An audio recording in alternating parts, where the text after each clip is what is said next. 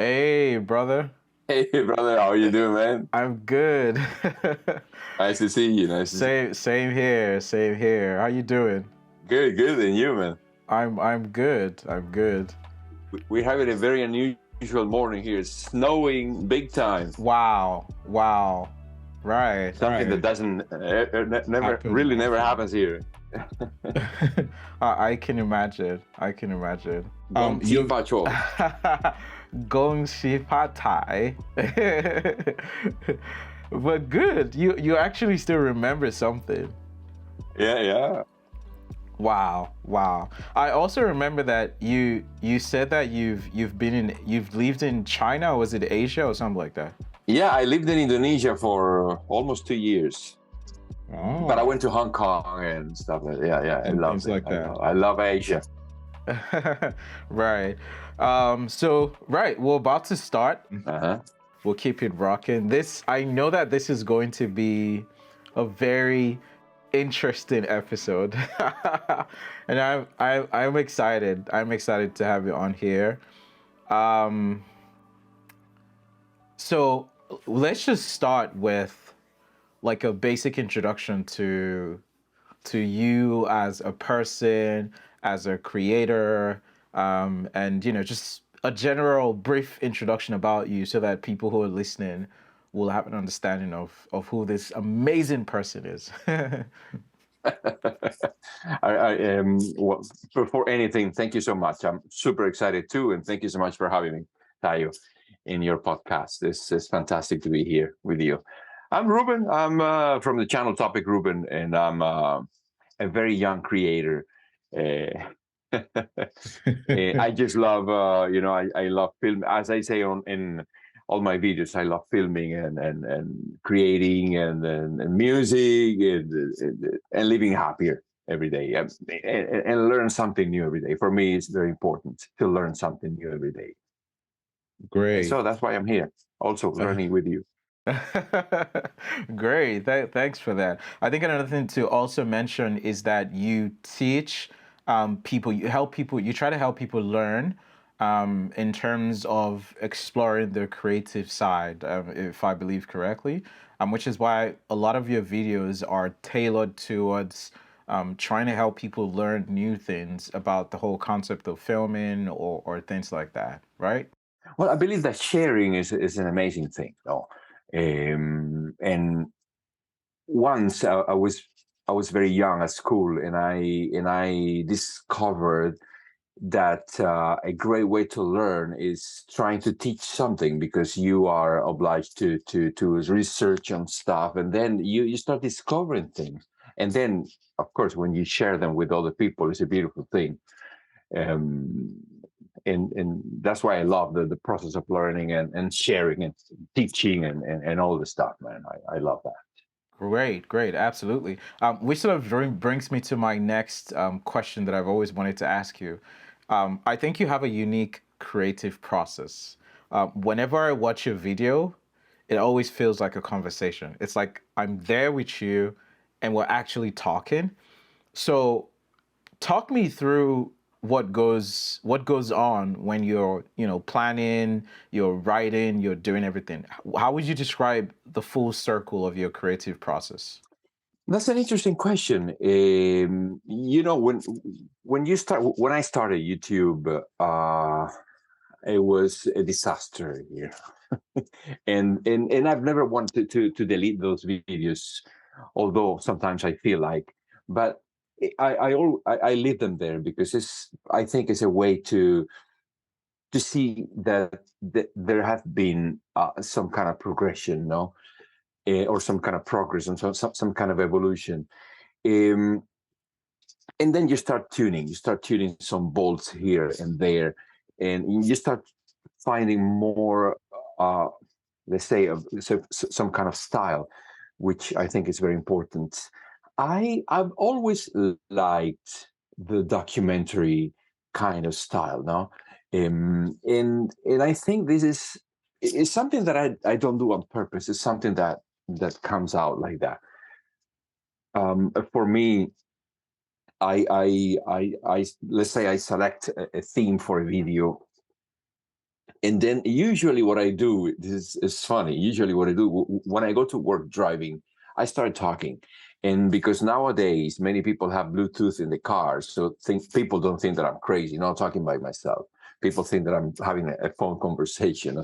And then what I'm doing is I'm rehearsing some the parts of my script. And I start building up the whole thing. And that's how the whole video comes out. Um, and then I love when I'm filming the video, I love to do different angles. But I only have one camera.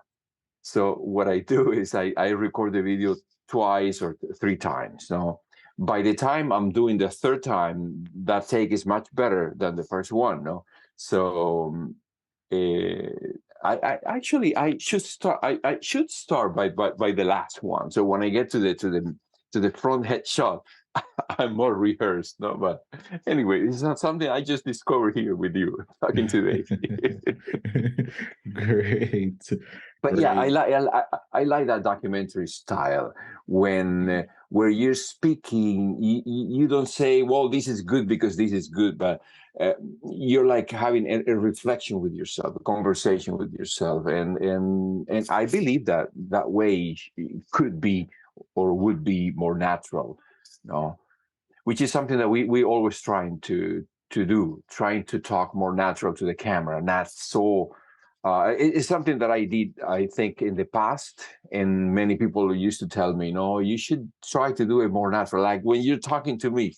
And then at some point, I started getting some messages from my community telling me, I watch your videos. It's like you're talking with me, and I said, "This is good. This is good. Let me try to keep that thing."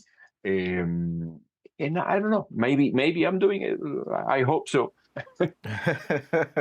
I do think that you are doing a fantastic job. Thank you, man. Thank you. Especially when I watch your videos around some of the new content that you've been making now has been around the black magic camera and everything. And I think your approach to talking about these concepts makes it more relatable. Like I feel like, oh, even if I don't own a black magic camera, like I could just listen to you talk about a black magic camera, because you have that personal feel about how you approach your storytelling. So in terms of let's think about it this way. I'm someone who's just starting video, and I'm trying to figure out my creative process. Time is a variable that we cannot take away in this process, but what would be your best advice? So if you were to like give me a couple steps that do this, do this, do this, and hopefully you get to figure out your process, what would your advice be? Like in terms of what year is more important than what year, or in terms of recording a video. Perhaps the whole creative process, whether you're scripting, whether just the whole thing. Yeah. Well, what I'm doing right now is I write a script and I try to follow what I wrote.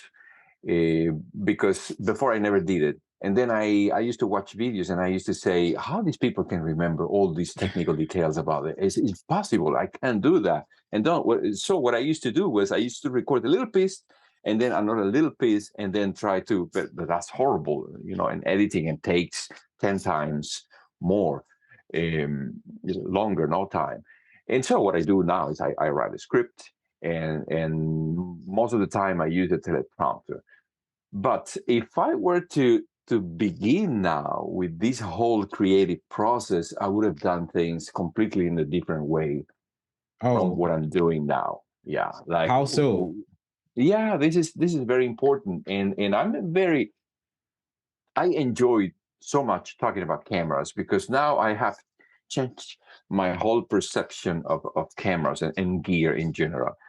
Like when you start, you're very concentrating in what camera shall I use and all this kind of stuff. And if I were to start right now in this whole YouTube, we're talking about YouTube thing, I would dedicate more time on different gear, not on camera. I would buy, for example, the first thing I would try to do is buy either lights or a good microphone. I mean, begin with that. That would be, in my opinion, it would be more important than buying a good camera at the beginning.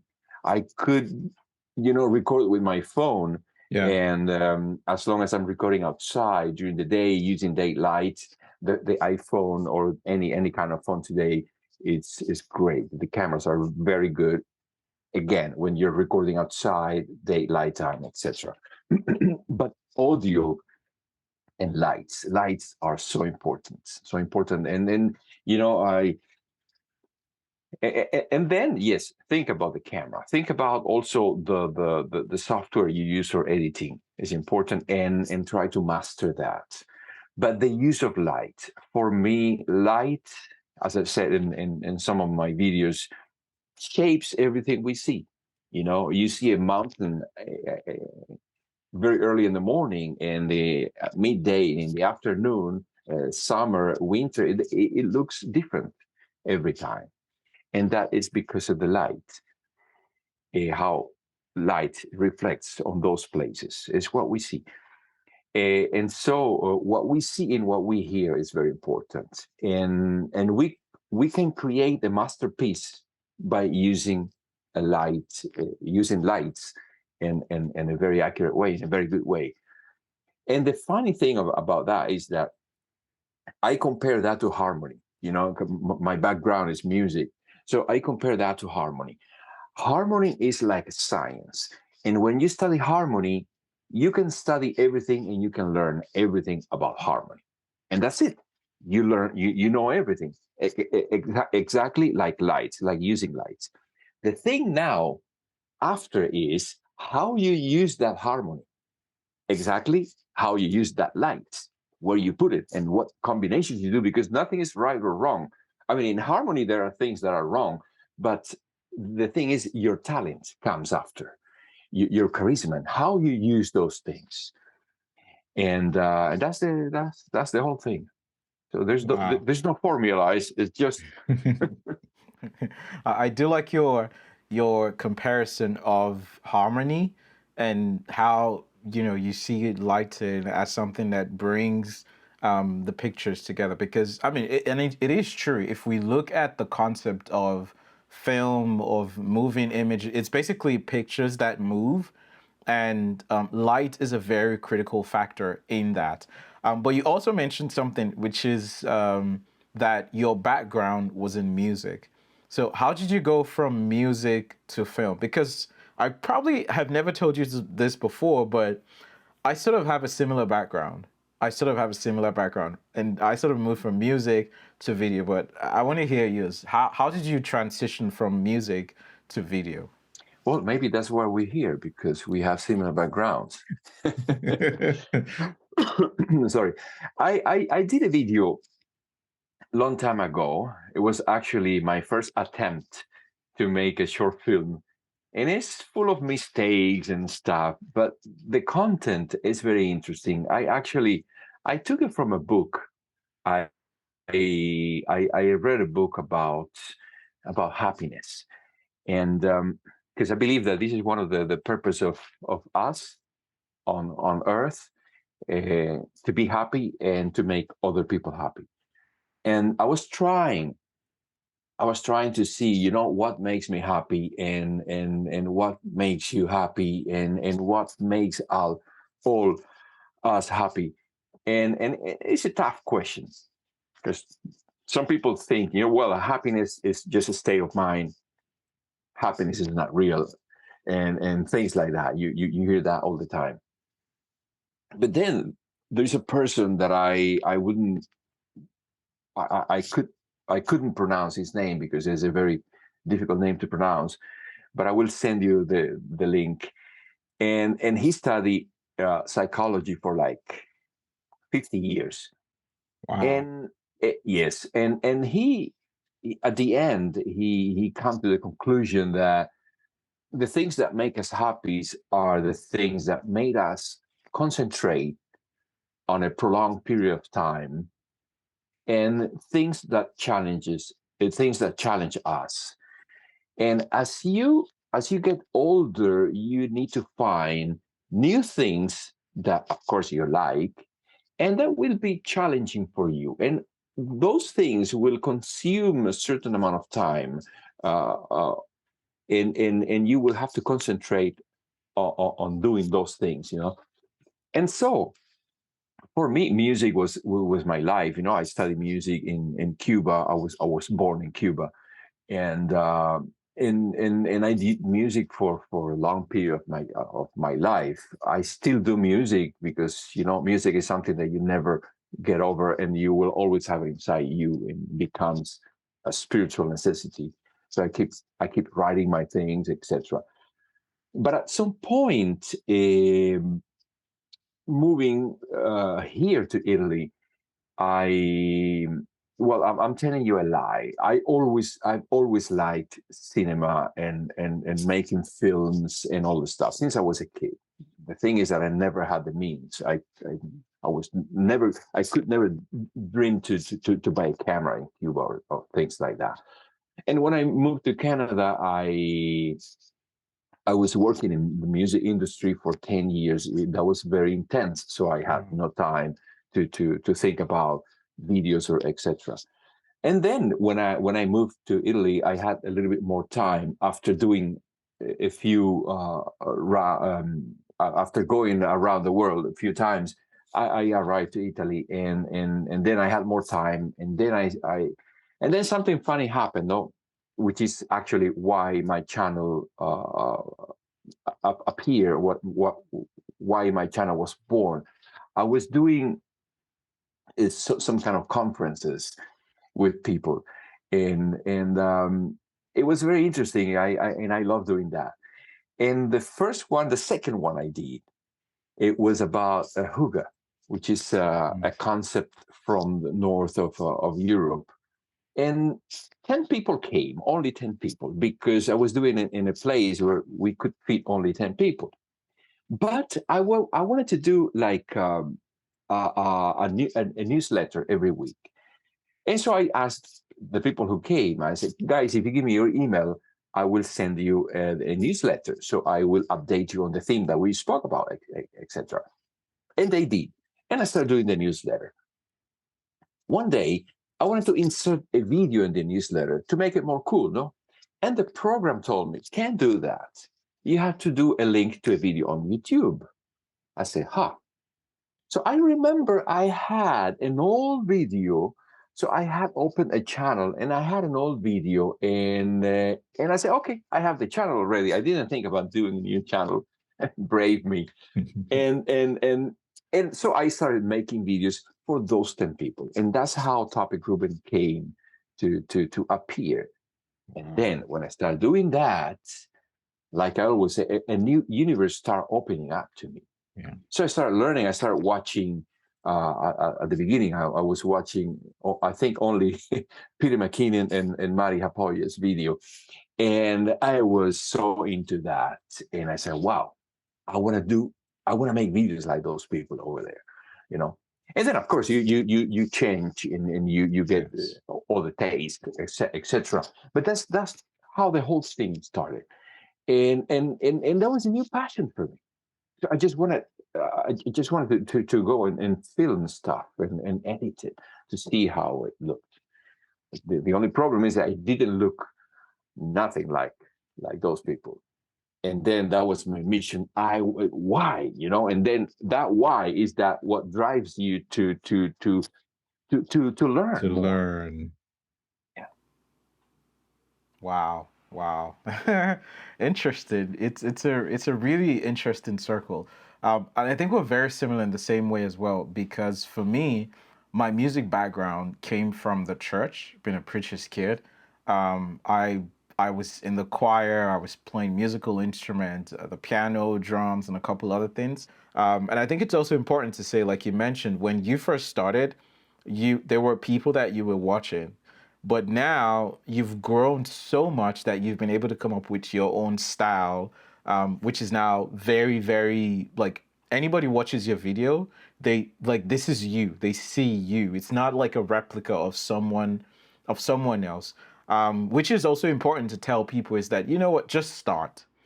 Don't hope for something perfect, like you would expect it to look very good at first. No, it's going to take time. You're going to have to trust the process, but all you have to do is just keep making videos, and eventually you will get better at this stint. Interesting. So you also made a short film that, for me personally, I really loved the creative direction. The film with your daughter. Talk me through that, because I never got the chance to actually talk to you about that. Talk me through all of that and how you were able to even get your daughter to be a part of it in the first place. Wild berries. That was a funny story. That was a funny story. Well, thank you so much for your kind words. I don't believe that I have style yet, but we work on that. Um, that was a funny story. I participated on a video contest in the past, and nothing happened. And nothing happened because I was expecting something. And when you expect something and you don't get it, you get disappointed. So Right. this is another lesson that I learned. It's better not to expect anything and do things because you like doing things. And then if something happens, well, hooray. If nothing happens, you always learn in the process.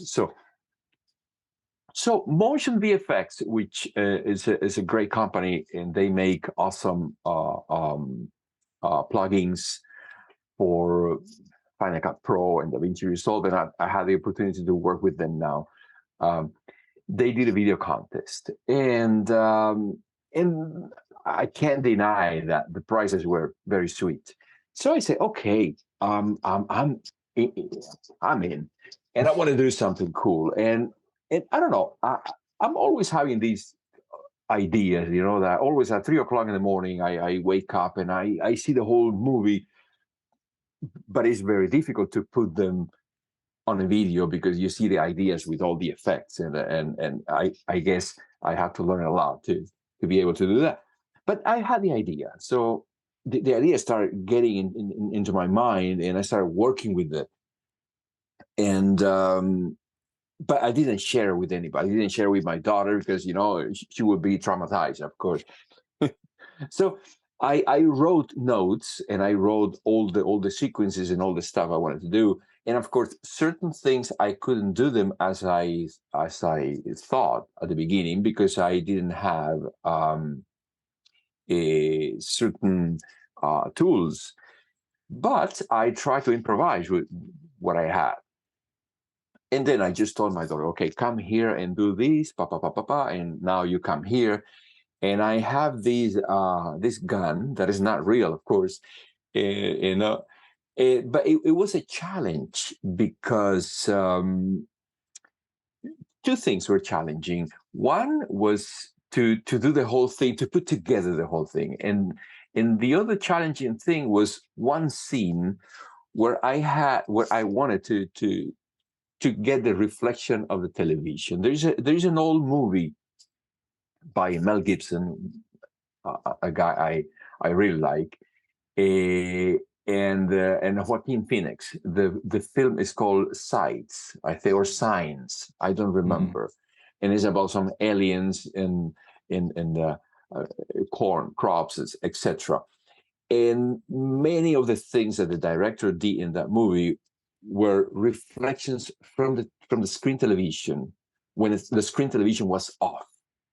Of course, those televisions were like those old Catholic televisions that Yeah. the screen was kind of a curve, Right. but very shiny. So it's like a black mirror. So it's easier to get a reflection.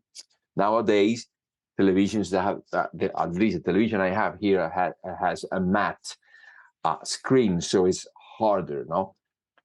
So I had to work a lot with the lights to be able to get the reflection of my daughter pointing at me at the back with the gun. But as I said before to you, these are the kind of challenges that you need when you do any kind of work. The things that make it hard. So you have to learn from you. You are pushed to learn from those things. And then when I finished the whole video, I sent it to a couple of friends, and they really liked it. But then I did something even better. Then I read the terms and conditions of the video contest. I mean, I read that at the end instead of reading at the beginning. And when I read it, it's one of the conditions was that the video, they didn't want any violence on the video. So that's it. I was ruined, and then the video contest was like the week after. So I had to come up with a new idea if I wanted to participate, and I came up with a new idea. But the new idea was even more difficult because I didn't want to do it myself. I wanted to bring somebody else, like a couple of actors, and one of them got COVID. So at the end I had to do everything myself.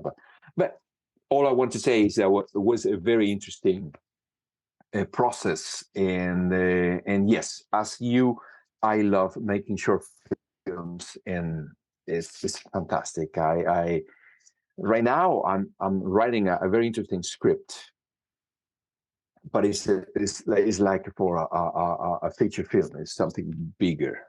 It's something that you will love. Maybe we sit down another day and we talk about it. Absolutely. That would be my pleasure. And I think for anybody who hasn't seen Wild Bears, I think they should just watch it. Just so that, because it has a lot of elements that make that film really interesting to watch, especially from an indie perspective as well.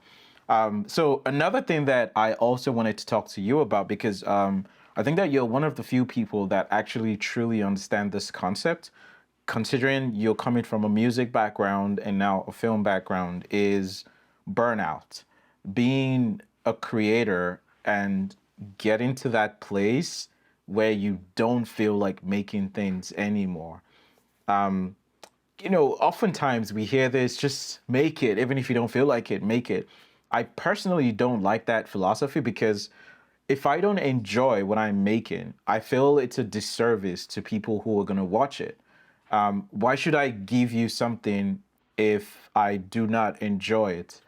So that approach has really been, in a way, it's not something I really subscribe to. But the concept of burnout as a creator, what are your thoughts on the issue? Yeah, this is something that I hear often, and I don't know. Just now talking to you here now, I I believe that this could happen because of two things. Number one, because you're either working with companies, or you are sponsored by a company or something, and they tell you you need to do a certain amount of videos a month, and then you feel the pressure. Of course you will have to feel the pressure, no? I mean, I'm not saying that having sponsors is a bad thing. On the contrary, this is a very hard and difficult career, if you would. Right. But so we need help from whoever wants to help us. But having that could be a pressure, and when you have the pressure of doing something, you don't feel like, you don't feel free anymore. You don't feel like you're doing something because you like it. You feel you need to do something because you have to, and that changes the whole ball game. And number two, I think it could be also when you put yourself in a situation that you say, I'm going to make 2 videos a week, or even 1 video a week. At the beginning, I used to, I remember that I wrote on my YouTube banner, 2 videos every week. I couldn't. Just by having that there, it gave me some kind of anxiety. I couldn't bear that. And then I changed. I put 1 video every week, and even having that there, it was too bad for me. So I think that people, you can provoke that feeling of burning out by putting yourself in that kind of situation. This is something, art is art, and you can't say, I'm going to do this now and I'm going to do this tomorrow. You need to do it when it's an inspiration, when you get the inspiration. I know, of course, we always have to talk about philosophy or religion or whatever you want to call it.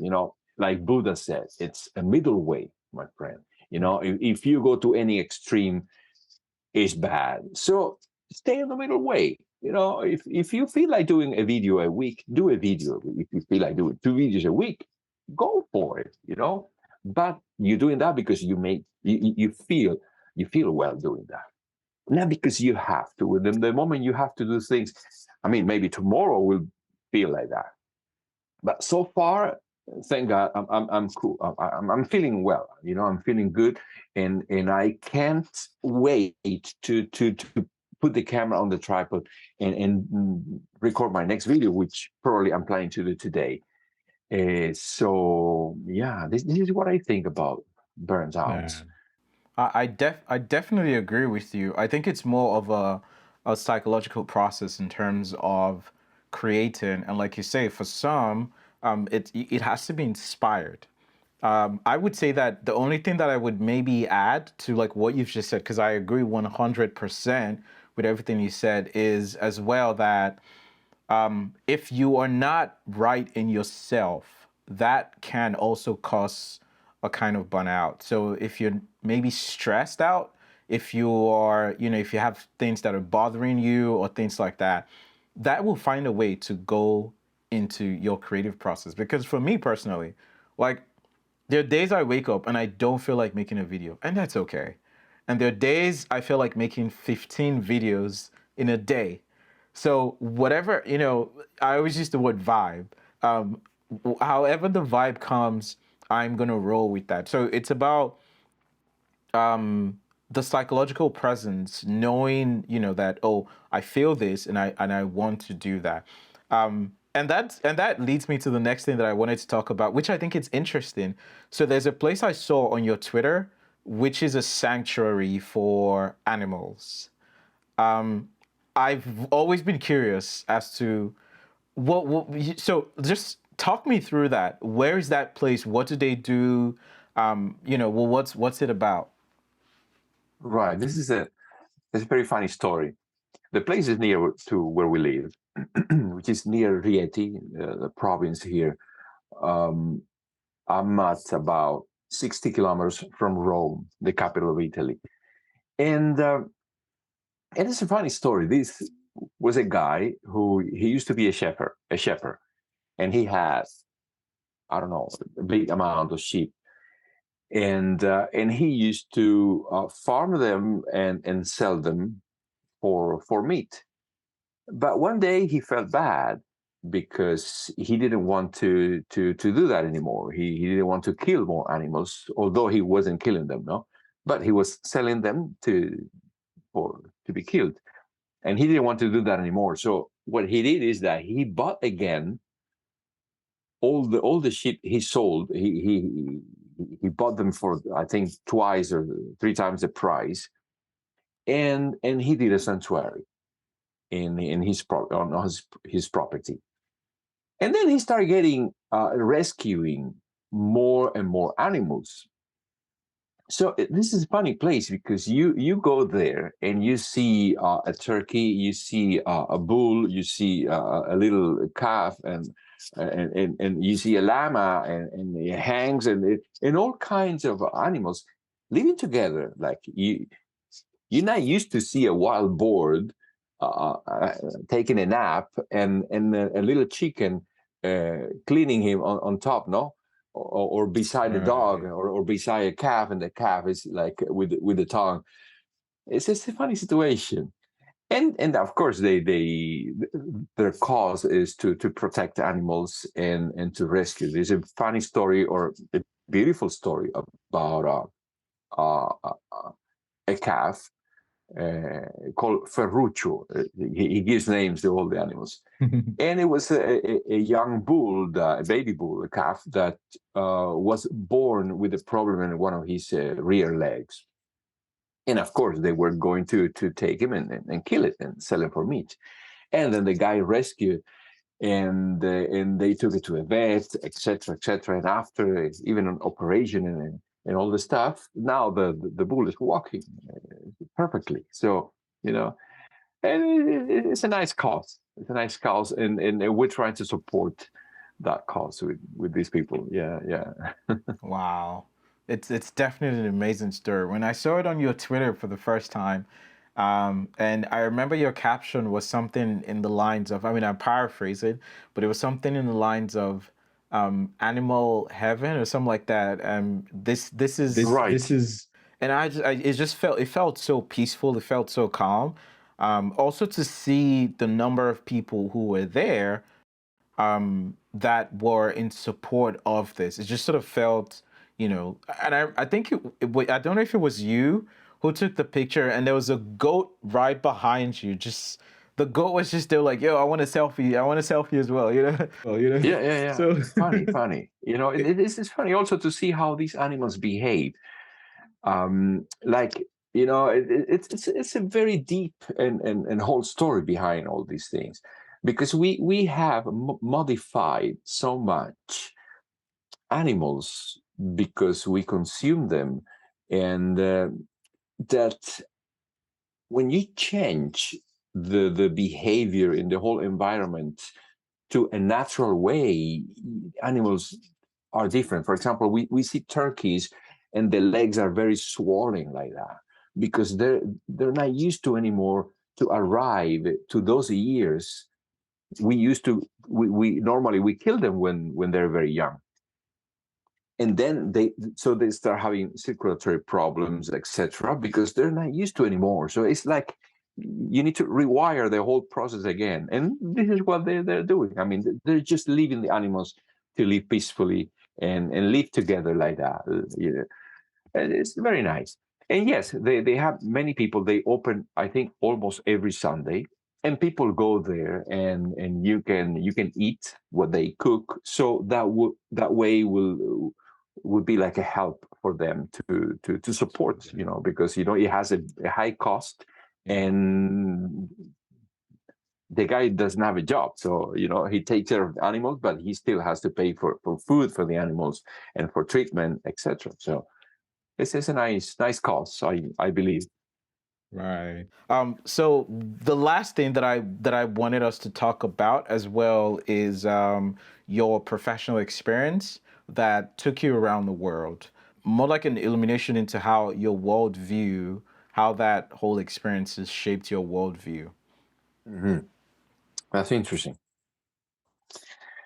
Ah, well, I I remember I was 7 years old.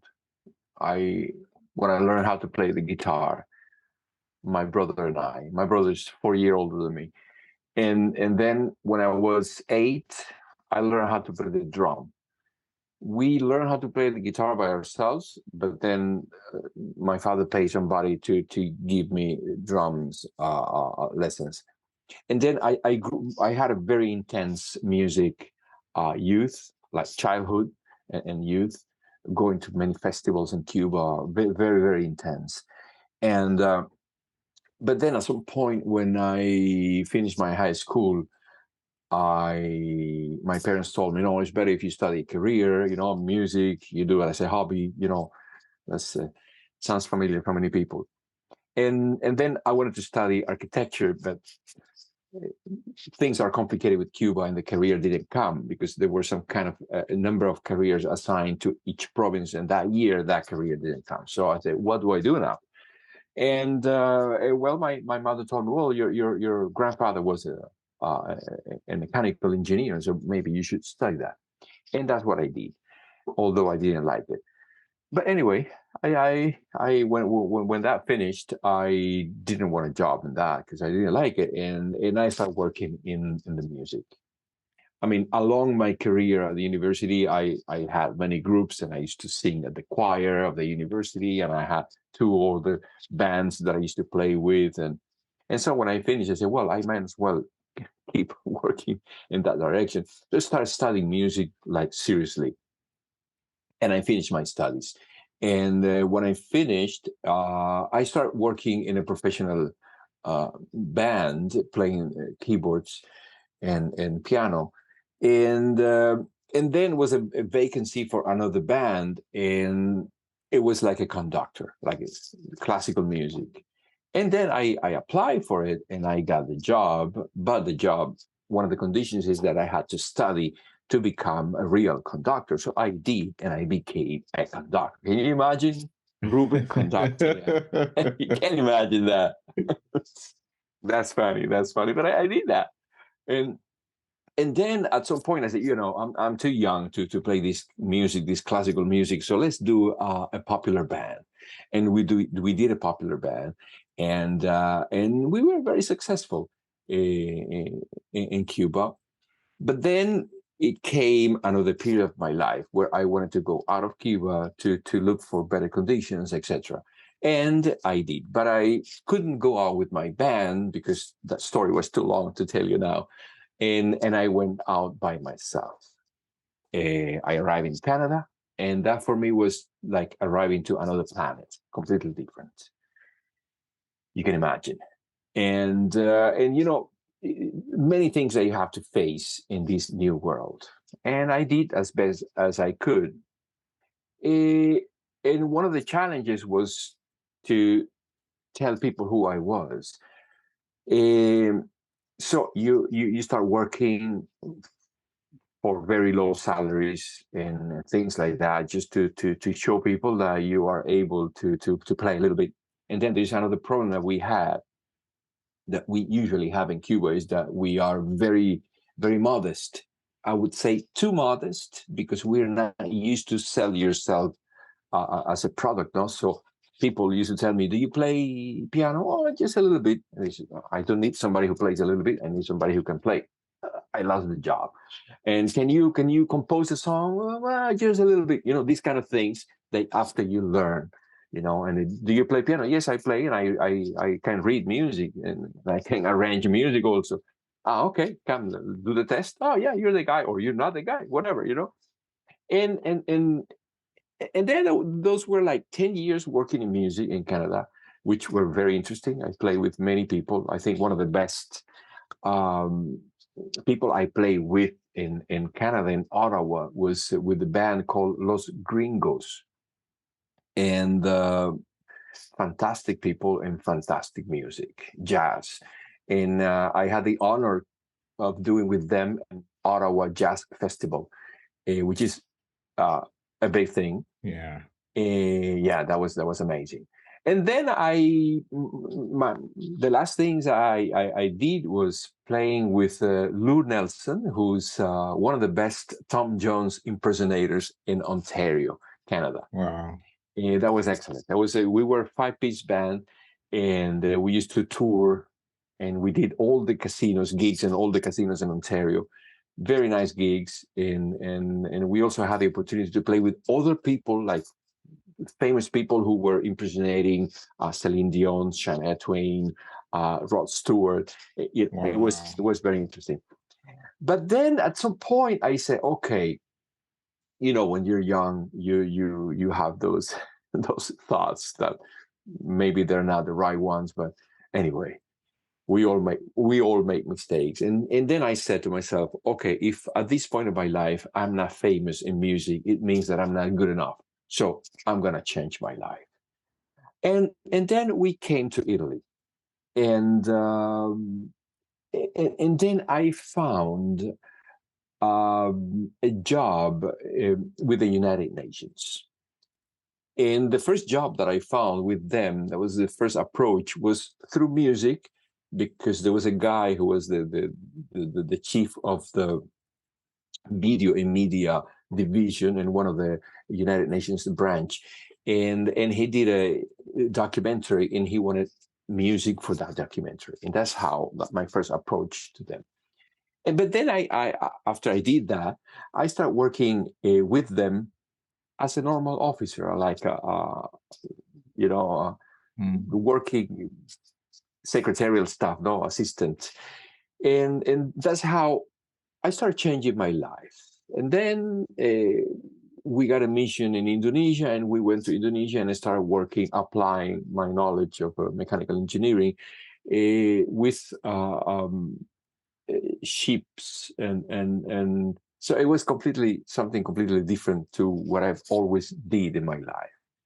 But that gave me the possibility to travel to meet other people, to know other cultures, to be with people with different, it was something beautiful. It was something beautiful until I returned, because I fell in love with Italy, and I returned. I came back to Italy, and I told them, guys, I'm a consultant. It's a good gig, but the problem is that I wanted to stay here now for good, and I would like to have some kind of a permanent contract. And that was a bad timing for them, and they told me, we can't offer you that now. And then I said, okay, then bye bye, and I left that world, and I started hunting for jobs and stuff. So that was another interesting period, which was kind of tough, but at the end you find your ways, and today I'm here with you. Wow, interested. You really have you've circled the world. So your time in Asia, how would you describe your time in, I mean, so Indonesia was the only country in Asia you went to, right? Yes, to Okay. work. Okay. Yeah. So how would you describe your time in Indonesia generally? It was beautiful. I really loved it. Apart from, of course, the poverty and all these Yeah. things that you see, and all the contrasts Yeah. you see, when you're UN working in those countries, you're well paid, and you live in great houses, etc. But around the corner, you see things that you wish you wouldn't see, but they're real and they're there, and you Yeah. can't do anything to change that. Yeah. But apart from that, I love the whole culture, the whole vibe, people. I think I've never met more respectful people than people in Asia. I really love East Asia. And then being there, of course, I had the opportunity to travel to Malaysia. I went to Hong Kong and other places. And yeah, I wish I can return there. Maybe one day I visit you in China. China Yeah, is yeah. I another mean, good destination. yeah, whenever you're ready, just say the word. We will make We'll it. make it, and especially now, China is now. They've opened back up, so all the COVID policies, everything, they're done with that. So now you can just buy a ticket and come down here to experience the culture. Yeah, yeah. It's free pass now. It's free pass. So yeah, I definitely agree. I think Asian culture in general is very unique, different from we in the West or a lot of other places. I mean, every culture has their unique differences, but it's just interesting because for me, before I came to China, I didn't know anything about Asian culture, like outside of everything I saw in the movies, perhaps. But coming here is like it's really shaped my perspective. It helps me understand life better. There are even philosophies here that I've applied in my life, and I've seen those things work. So it's a really interesting place to go. So lastly, you mentioned one thing. You said I fell in love with Italy. Why Italy? I've always wanted to ask you that. Why Italy? Yeah, man. You know, for me, if you ask me, uh, I would tell you that the perfect country in the world would be Canada for me. I mean, Canada for me is the land that opened the arms for me, and I will never forget that. I feel Canada as my home as much as I feel Cuba, which is where I was born. But Canada has the climate, you know, and I'm from the Caribbean.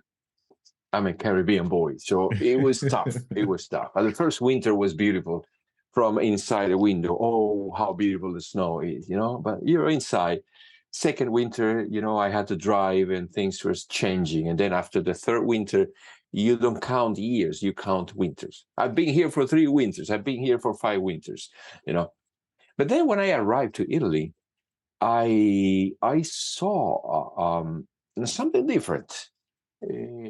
Here is a funny country. It's a funny country because there's so much richness.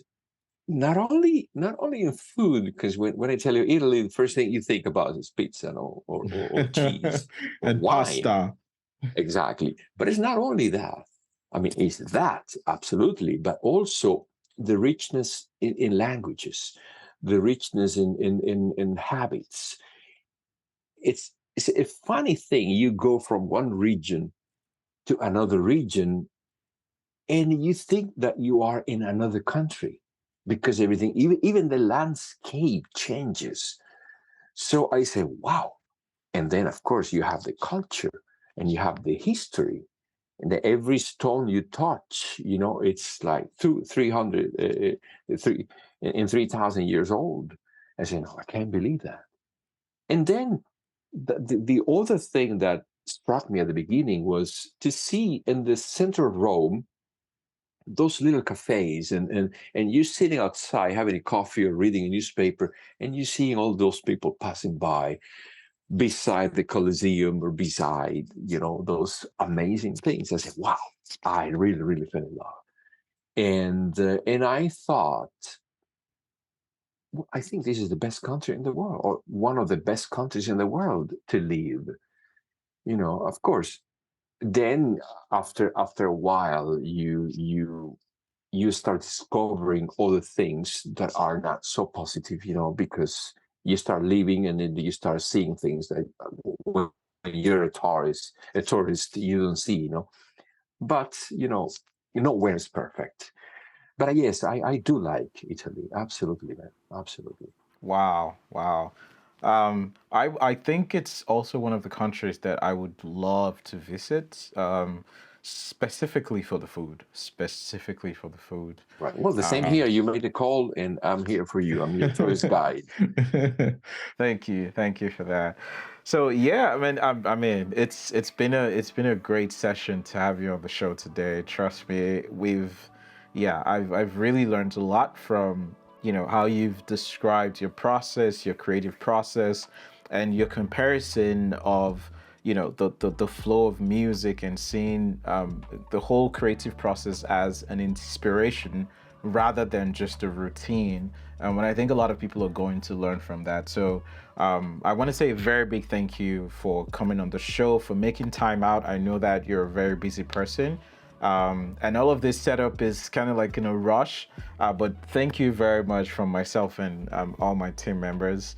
And we look forward to all the great things that you're going to do. 2023, we're going to crush it this year.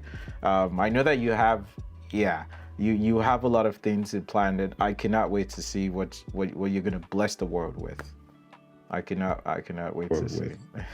Likewise, I brother. cannot wait. Likewise. So thank you very much. Have an amazing evening, and I'll talk to you later, brother. Take care. Good night. Thank you. Thank you. Bye.